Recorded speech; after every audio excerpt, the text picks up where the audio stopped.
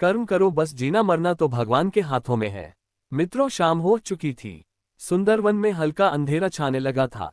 कनकपुर के राजकुमार विक्रम पूरे दिन शिकार करके अब अपने घोड़े से वापस लौटने ही वाले थे कि तभी झाड़ियों से एक सुंदर युवती दौड़ती हुई आई। वह डर के मारे कांप रही थी और जोर से चिल्लाई, बचाओ मुझे बचाओ। राजकुमार ने घोड़े की लगाम खींच ली और चौंक कर उस ओर देखा। वो सोचने लगा, इतनी सुंदर है लड़की, लगता है किसी बड़ी मुसीबत में है। तभी झाड़ियों से एक खतरनाक शेर गरजता हुआ बाहर निकला। लड़की फिर चिल्लाई, इस शेर ने मेरी 2 सखियों को मार डाला है, मुझे बचा लो। राजकुमार ने बिना समय गवाए अपना तीर निकाला, कमान पर चढ़ाया और सीधा शेर की तरफ निशाना लगाया। तीर सीधा जाकर शेर की कोख में लगा। शेर छटपटाकर जमीन पर गिरा और कुछ ही पलों में मर गया। तब विक्रम घोड़े से उतरकर युवती के पास आया। युवती बोल उठी, ही युवक, मैं तुम्हारी आभारी हूँ। आज यदि तुम ना होते तो ये शेर निश्चय ही मुझे मार डालता। विक्रम मुस्कुराकर बोला, हे सुंदरी, इसमें आभार प्रकट करने की क्या आवश्यकता है। अभी तुम्हारी मौत नहीं आई थी, इसलिए तुम बच गई। शेर की मौत आ गई थी, इसलिए वह एक ही वार से मारा गया। मरना और जीना तो भगवान के हाथ में है, मैं तो मात्र एक साधन हूँ। विक्रम की बात सुनकर युवती ने प्रशंसा भरी दृष्टि से उसकी ओर देखा और कहने लगी, हे युवक, साहसी होने के साथ साथ तुम बुद्धिमान भी प्रतीत होते हो। कौन हो तुम, क्या अपना परिचय दोगे। इस पर विक्रम कहने लगा, मैं कनकपुर राज्य का राजकुमार विक्रम हूँ। युवती ने कहा, तुम कनकपुर राज्य के राजकुमार हो। विक्रम बोला, हाँ, क्या तुम्हें मेरे कथन पर विश्वास नहीं हो रहा है। युवती बोली, नहीं, ऐसी तो कोई बात नहीं है। तब विक्रम कहने लगा, हे सुंदरी, मैंने तो तुम्हें अपना परिचय दे दिया, अब क्या मैं तुम्हारा परिचय जान सकता हूँ। इस पर युवती ने कहा, मैं सुंदर नगर की राजकुमारी मेघा हूँ। विक्रम बोला, तुम सुंदर नगर की राजकुमारी मेघा हो। युवती ने कहा, हाँ, क्या तुम्हें भी मेरे कथन पर विश्वास नहीं हो रहा है। विक्रम बोला, नहीं, ऐसी तो कोई बात नहीं है। मैं ये सोचकर चौंका हूं कि यदि तुम सुंदर नगर की राजकुमारी हो तो अकेली इस वन में क्या कर रही थी। इस पर मेघा कहती है, मैं अपनी 2 सखियों के साथ रथ में बैठकर इस वन में स्थित गौरी माँ के मंदिर में पूजा करने आती हूँ। आज भी मैं अपने सखियों के साथ गौरी माँ की पूजा करने ही आई थी कि अचानक शेर ने रथ पर छलांग लगाकर मेरे दोनों सखियों को अपना शिकार बना लिया और मैं जान बचाने के उद्देश्य से रथ से कूदकर दौड़ती भागती तुम्हारे पास आ पहुंची। इससे आगे की घटना तो तुम जानते ही हो। तब विक्रम बोला, अच्छा ये बताओ राजकुमारी कि तुम प्रतिदिन यहाँ आकर गौरी माँ से क्या मांगा करती हो। मेघा बोली, कुंवारी कन्याएं गौरी माँ की पूजा इस उद्देश्य से करती है कि उन्हें अच्छा पति मिल जाए। विक्रम ने पूछा, तो क्या गौरी माँ ने अभी तक तुम्हारी यह पुकार नहीं सुनी है। क्या तुम्हें अभी तक सुयोग्य पति नहीं मिला है। इस पर मेघा कहने लगी, लगता है आज गौरी माँ ने मेरी पूजा स्वीकार करके मेरी पुकार सुन ली है। मैं जैसा पति चाहती थी वह इच्छा पूरी होती सी लग रही है। आज मेरा इस वन में आना सफल हुआ।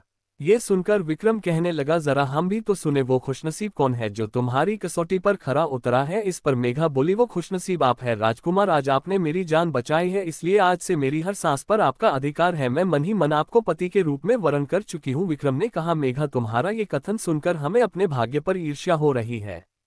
तुम जैसी सुंदर पत्नी पाकर मैं स्वयं को धन्य समझूंगा, पर हमारे विवाह में एक अड़चन है। राजकुमारी ने पूछा, वह अड़चन क्या है राजकुमार। तब विक्रम ने कहा, दरअसल हमारे कुल में ये रिवाज है कि वर पक्ष वाले कभी भी रिश्ता मांगने कन्या पक्ष के यहाँ नहीं जाते हैं। रिश्ता लेकर कन्या पक्ष वालों को ही हमारे यहाँ आना होता है, तभी विवाह पक्का माना जाता है। अब प्रश्न यह उठता है कि तुम्हारे पिता को ये जानकारी कैसे होगी कि सुंदरवन में हम तुम मिलकर आपस में अपने विवाह का निर्णय कर चुके हैं। इस पर मेघा ने कहा, हालांकि अपने विवाह के बारे में अपने पिता से स्वयं कन्या का बात करना भारतीय परंपरा के विपरीत है, फिर भी मैं सारी लाज शर्म छोड़कर अपने पिताजी महाराज को आपके विषय में अपने विचार बताऊंगी। मुझे विश्वास है कि पिताजी महाराज सहर्षि आपको अपना दामाद बनाने के लिए तैयार हो जाएंगे और मेरा रिश्ता लेकर वे स्वयं तुम्हारे पिताजी के पास आएंगे। फिर कुछ सोचकर विक्रम मेघा से बोला, मेघा, कुछ ही देर बाद रात होने वाली है, आओ मैं तुम्हें तुम्हारे राज्य तक पहुंचाऊं। कुछ देर बाद ही वे दोनों घोड़े पर सवार होकर जंगल से बाहर आ गए। शीघ्र ही विक्रम का घोड़ा सुंदर नगर में प्रवेश कर गया। तब विक्रम ने कहा, मेघा, तुम्हारा राज्य आ चुका है, अब तुम यहाँ से आराम से अपने महल तक जा सकती हो।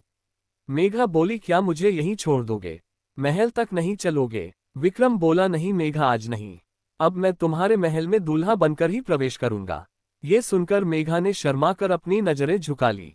तब विक्रम ने उससे कहा, राजकुमारी अब तुम जाओ, महल में तुम्हारे माता पिता तुम्हारी राह देख रहे होंगे। फिर मेघा विक्रम से विदा लेकर महल की ओर चल पड़ी और विक्रम अपने राज्य की ओर रवाना हो गया। चलते चलते वो मन ही मन सोच रहा था, मैंने कभी स्वप्न में भी नहीं सोचा था कि मेघा जैसी अपूर्व सुंदरी से मेरी इस प्रकार मुलाकात होगी।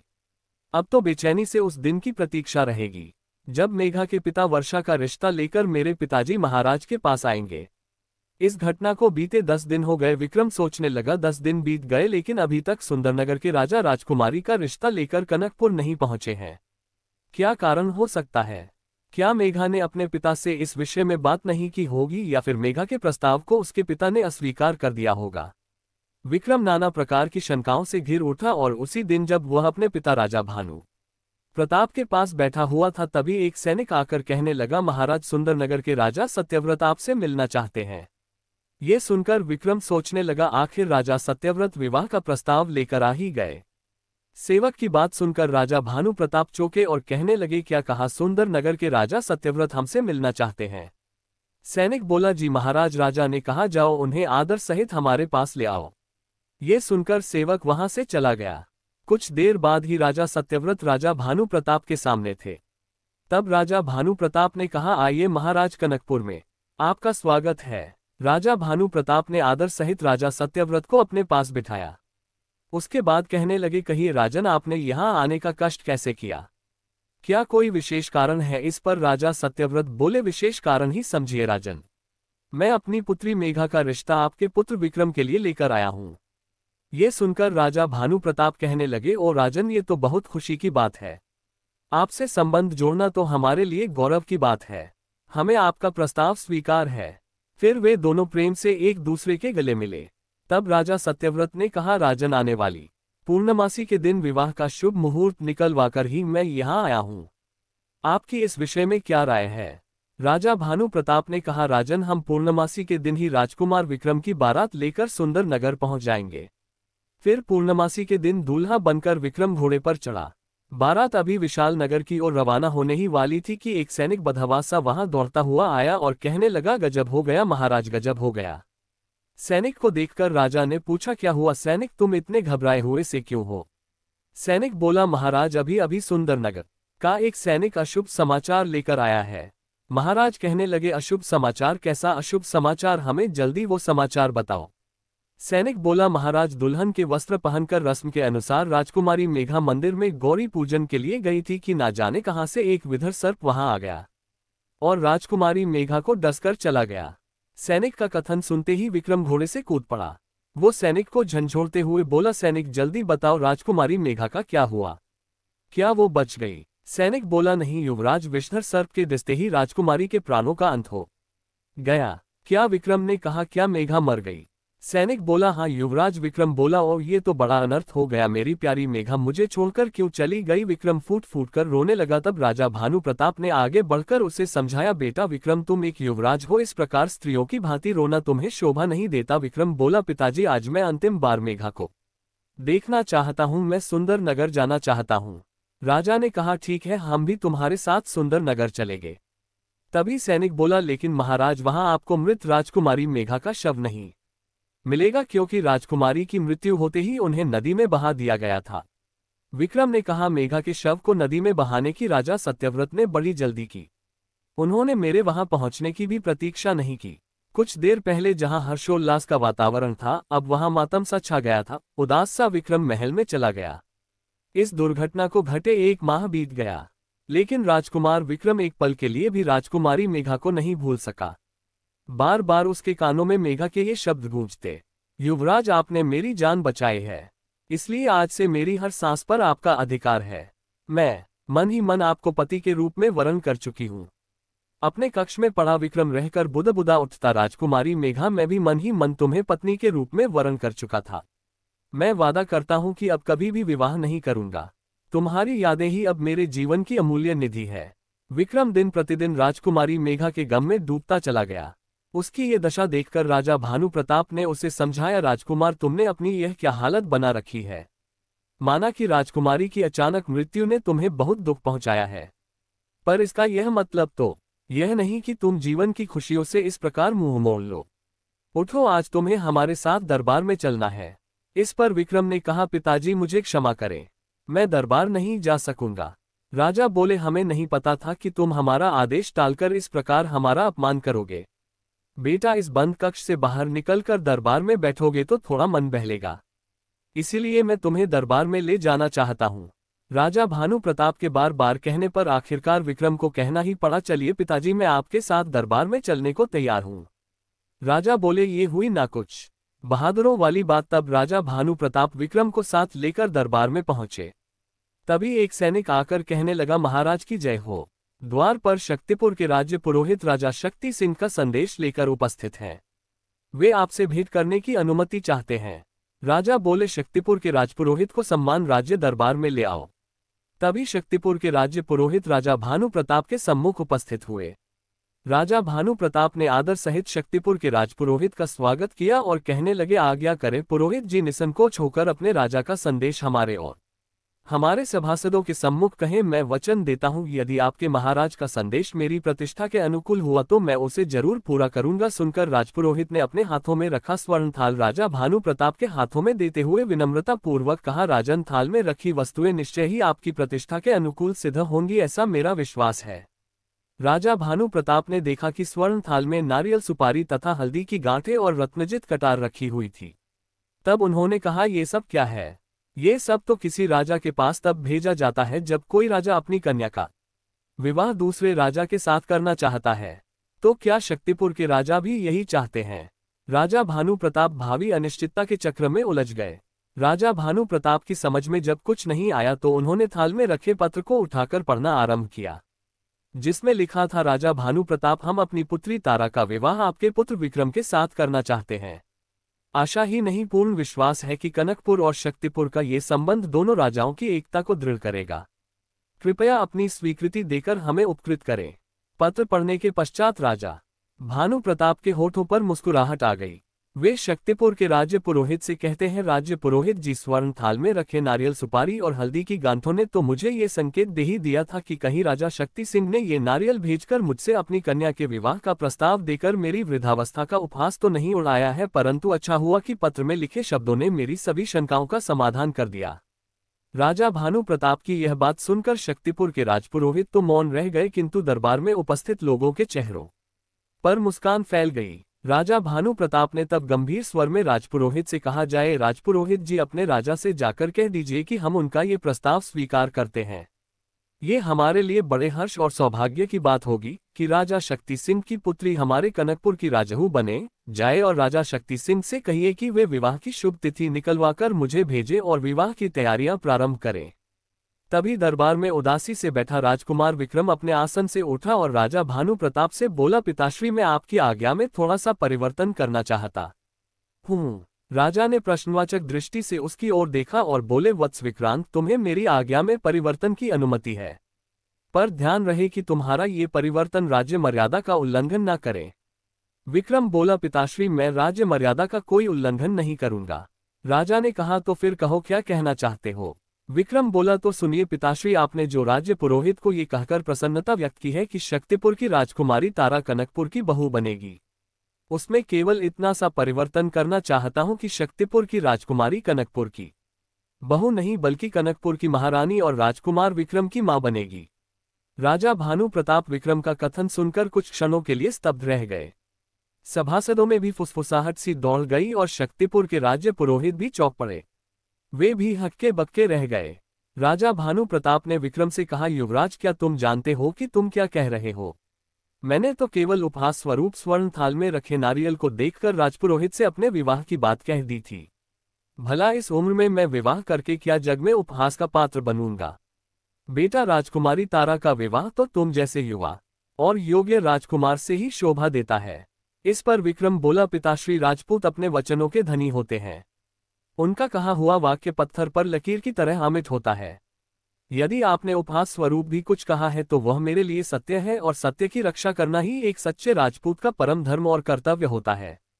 राजा ने कहा, पुत्र, तुम ये हट मत करो और मेरी बात मान लो। पर विक्रम ने दृढ़ता से कहा, पिताश्री, यह विवाह आपको ही करना होगा। मैं तो विवाह ना करने की सौगंध खा चुका हूं। ये सुनकर राजा गंभीर सोच में पड़ गए। ओ, ये तो बड़ी कठिन परिस्थिति उत्पन्न हो गई है। तब राजा भानु प्रताप ने शक्तिपुर के राज्य पुरोहित से कहा, राजपुरोहित जी, युवराज विक्रम ने इस विवाह से स्पष्ट रूप से इनकार कर दिया है। अब आया हुआ नारियल वापस भेजना उचित नहीं होगा। आप शक्तिपुर जाकर राजा से कहिए कि युवराज विक्रम के स्थान पर हम स्वयं उनकी पुत्री से विवाह करने को तैयार हैं।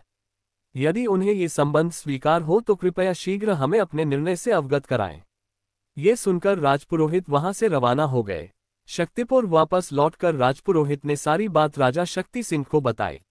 सारी बात जानकर राजा कहने लगे, हमने तो सपने में भी नहीं सोचा था कि युवराज विक्रम इस विवाह से इनकार कर देंगे। अब हम क्या करें? क्या विवाह का भेजा गया नारियल वापस मंगा लें? राजा शक्ति सिंह बुरी तरह परेशान हो उठे। तब राजपुरोहित ने उन्हें समझाया, महाराज, राजा भानु प्रताप युवा पुत्र के पिता होते हुए भी पूर्णतया जवान है। उनके साथ तारा का विवाह करना उचित ही रहेगा। आप बिना कुछ सोच विचार किए ये संबंध स्वीकार कर लें। राजा ने कहा, हाँ, अब तो यह संबंध स्वीकार करना ही पड़ेगा। राजा शक्ति सिंह ने अपनी स्वीकृति की सूचना शीघ्र ही राजा भानु प्रताप के पास भिजवा दी। राजा शक्ति सिंह की स्वीकृति की सूचना पाकर कनकपुर में शहनाइयां बज उठी। बारात खूब धूमधाम से शक्तिपुर पहुंची और राजकुमारी तारा और राजा भानु प्रताप का विवाह संपन्न हुआ। तत्पश्चात राजकुमारी तारा को साथ लेकर बारात वापस कनकपुर लौट आए। कनकपुर के महल के द्वार पर राजकुमार विक्रम की माता महारानी ललिता ने अपने पति और रानी तारा की आरती उतारी। फिर कहने लगी, आओ बहन, अपने पति के घर में प्रवेश करो। महारानी ललिता राजा भानु प्रताप और तारा को लेकर महल के भीतर पहुंची। वहां राजा भानु प्रताप ने तारा से विक्रम का परिचय करवाया। तारा, ये मेरा बेटा राजकुमार विक्रम है। विक्रम ने आगे बढ़कर तारा के चरण स्पर्श किए और कहा, मां, आपका वात्सल्य और स्नेह अपने सिर पर सदैव रहने का आशीर्वाद चाहता हूं। रानी तारा ने एक नजर विक्रम को देखा और उसे आशीर्वाद दिया, सदा सुखी रहो। संकोचवश अपने हम उम्र विक्रम को वो पुत्र ना कह सकी। कालचक्र चलता रहा। राजा भानु प्रताप रानी तारा के रूप, लावण्य तथा यौवन सागर में डूबते चले गए। 1 वर्ष पश्चात रानी तारा ने एक पुत्र को जन्म दिया। रानी ललिता कहने लगी, तारा, बधाई हो, आज तुमने मां बनकर मातृत्व का गौरव पा लिया है। एक बार फिर कनकपुर में शहनाइयां बज उठी। राजा भानु प्रताप ने अपने पुत्र का नाम अभय रखा। तारा का महल पुत्र अभय की किलकारियों से गूंजने लगा। धीरे धीरे उम्र की सीढ़ियां चढ़ता हुआ अभय बड़ा होने लगा। रानी तारा राजकुमार विक्रम को भी पुत्रवत प्यार करती थी। कई बार महाराज और उनकी दोनों रानियों ने विक्रम को विवाह करने के लिए बहुत समझाया, पर वह सदा टालता रहा। एक दिन वो कहने लगा, पिताश्री, आप कृपया करके मेरे विवाह का जिक्र न किया करें। मेरी विवाह की इच्छा राजकुमारी मेघा की मृत्यु के साथ ही समाप्त हो गई थी। धीरे धीरे 15 वर्ष बीत गए। एक दिन राजा का गुप्तचर एक महत्वपूर्ण सूचना लेकर आता है और कहता है, महाराज, सूर्यगढ़ के राजा सूर्यभान ने हमारे राज्य पर आक्रमण कर दिया है। ये सुनकर राजा भानु प्रताप क्रोध से कांप उठते हैं। उन्होंने तुरंत ही विक्रम को बुलवाया और कहने लगे, विक्रम, सूर्यगढ़ के राजा सूर्यभान ने हमारे राज्य पर आक्रमण कर दिया है। मैं उनका सामना करने के लिए अपनी सेना के साथ जा रहा हूं। पर युद्ध पर जाने से पहले मैं चाहता हूं कि युवराज के रूप में मैं आज ही तुम्हें प्रजा के सम्मुख युवराज घोषित कर दूं, ताकि मेरी अनुपस्थिति में तुम राज्य के सारे कार्यों को पूरा कर सको। ये सुनकर विक्रम कहने लगा, पिताश्री, आपकी अनुपस्थिति में मैं राज्य कार्य संभालने की आज्ञा तो स्वीकार करता हूं, परंतु युवराज पद के लिए मैं चाहता हूं कि मेरे स्थान पर मेरे छोटे भाई अभय को युवराज घोषित किया जाए। राजा बोले, विक्रम, तुम बहुत जिद्दी हो, तुम्हें समझाना व्यर्थ है। अतः राजा ने उसी दिन अभय को युवराज घोषित कर सेना के साथ युद्ध क्षेत्र की ओर प्रस्थान किया। सुंदरवन के बाहरी क्षेत्र में राजा भानु प्रताप और सूर्यभान की सेनाओं का आमना सामना हुआ। कुछ ही समय बाद दोनों ओर से सैनिकों की लाशों का ढेर लग गया। दोनों राजा एक दूसरे से युद्ध करने लगे। वे एक दूसरे पर बढ़ चढ़कर वार कर रहे थे। आखिरकार दोनों ही राजा घायल होकर भूमि पर गिर पड़े और शीघ्र ही दोनों के प्राणों का अंत हो गया। राजा भानु प्रताप को वीरगति प्राप्त होते देख उनकी सेना में क्रोध की लहर दौड़ गई। वे बिजली की भांति दुश्मन की सेना पर टूट पड़े। उधर अपने राजा सूर्यभान को मृत देखकर हमलावर सेना के पांव उखड़ गए और वे भयभीत होकर वहां से भाग निकले। राजा भानु प्रताप का मृत शरीर कनकपुर लाया गया। उन्हें देखकर उनकी पत्नियां और पुत्र रो पड़े। दुखी हृदय से विक्रम ने राजा का अंतिम संस्कार किया। तत्पश्चात रानी तारा ने विक्रम से कहा, विक्रम, तुम्हारे पिता स्वर्ग सिधार चुके हैं। तुम उनके बड़े पुत्र हो, इसलिए अब तुम्हें कनकपुर का राज सिंहासन संभाल लेना चाहिए। विक्रम बोला, मां, ये कैसे हो सकता है? कनकपुर का राजा मैं नहीं बल्कि अभय बनेगा। जहां तक राजकाज देखने की बात है उसके लिए मैं तैयार हूं। मां अभय को राजा घोषित करने की तैयारियां शीघ्र की जाए। राज सिंहासन ज्यादा दिन तक खाली नहीं रहना चाहिए। अगले ही दिन अभय को कनकपुर का राजा घोषित कर दिया गया। सभी लोग उसकी जय जयकार करने लगे। राजा अभय की जय हो, राजा अभय अमर रहे। इस प्रकार धीरे धीरे 5 वर्ष बीत गए। इस बीच अभय का विवाह प्रीत नगर की राजकुमारी मालविका से हो गया था और उसका एक पुत्र भी हुआ था।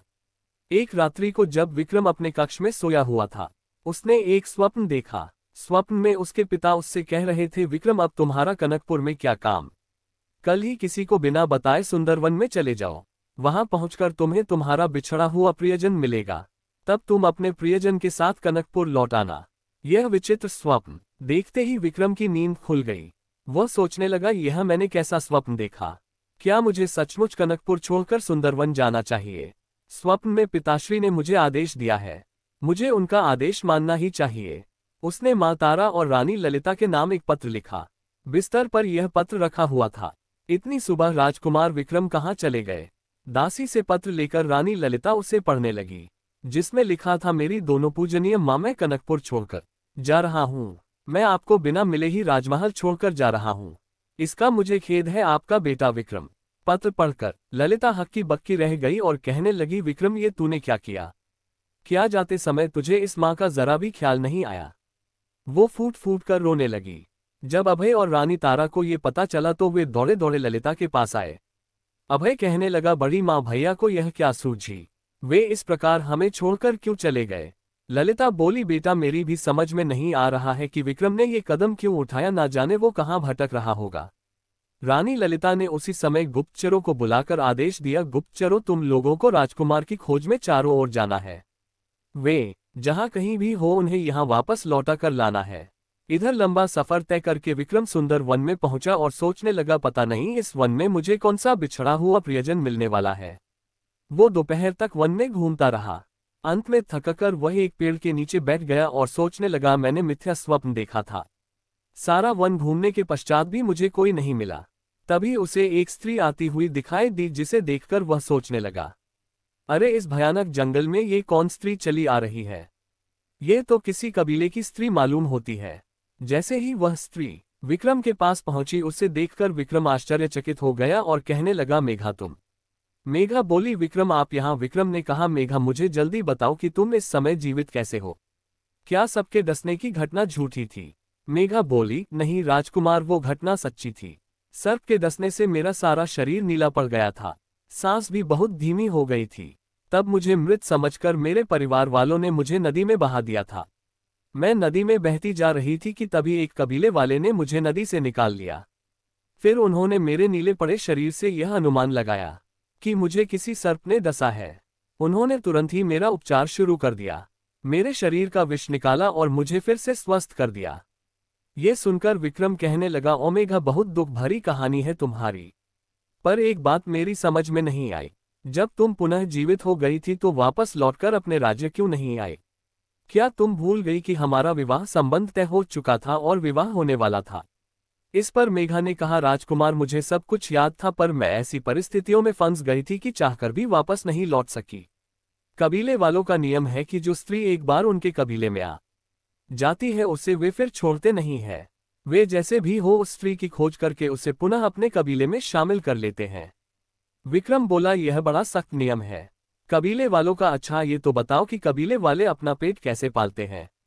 मेघा ने कहा, कबीले का प्रत्येक स्त्री पुरुष जंगल जाकर सर्पों को पकड़ता है और उन्हें मारकर उनकी खालों को मुंह मांगे दामों पर बेचकर अपना पेट पालता है। मैं भी आज इस जंगल में सांप पकड़ने आई थी कि तुम मिल गए। विक्रम ने पूछा, मेघा क्या ऐसा कोई उपाय है जिसको करने से तुम्हें कबीले वालों की कैद से छुटकारा मिल सके? मेघा बोली, उपाय तो है, पर वह उपाय बड़ा ही कठिन है। विक्रम ने कहा, तुम बताओ तो सही, मैं तुम्हारे लिए कुछ भी करने को तैयार हूं। तब मेघा बोली, अगर किसी इच्छाधारी नाग की मणि मिल जाए तो कबीले का सरदार उस मणि को लेकर बदले में मुझे कबीले की कैद से रिहा कर सकता है। विक्रम ने पूछा, लेकिन इच्छाधारी नाग मिलेगा कहाँ और वह अपनी मणि भला किसी को क्यों देगा? मेघा बोली, ऐसी बात नहीं है विक्रम, इस वन में एक इच्छाधारी नाग नागिन का जोड़ा रहता है। वह जोड़ा बड़ा ही नेक स्वभाव का है। विक्रम ने पूछा, क्या तुम जानती हो कि वह इच्छाधारी जोड़ा इस वन में कहाँ रहता है? मेघा बोली, हाँ मैं जानती हूँ। विक्रम ने कहा, तो आओ जल्दी से उस जगह चलते हैं। अगले ही पल वे दोनों वहां से चल पड़े। राह में विक्रम ने मेघा से पूछा, मेघा जब तुम कबीले से निकलने का उपाय जानती थी तो इच्छाधारी नाग से मणि लेकर कबीले से छुटकारा पाकर वापस क्यों नहीं लौटी? इस पर मेघा कहने लगी कि इच्छाधारी से मणि लेने के लिए स्त्री और पुरुष दोनों को ही नागनागिन के जोड़े के पास जाना पड़ता है। भला कबीले का कौन पुरुष मेरे साथ इच्छाधारी नाग के पास मणि मांगने जाता? इच्छाधारी नागनागिन उस जोड़े को ही अपनी मणि देते हैं जिसके विषय में वे जान लेते हैं कि सचमुच ही उसे उनकी मणि की आवश्यकता है। अगर कोई लालची आदमी मणि मांगने उनके पास जाता है तो वे दोनों तुरंत ही उसे डस लेते हैं। एक बिल के पास जाकर मेघा रुकी।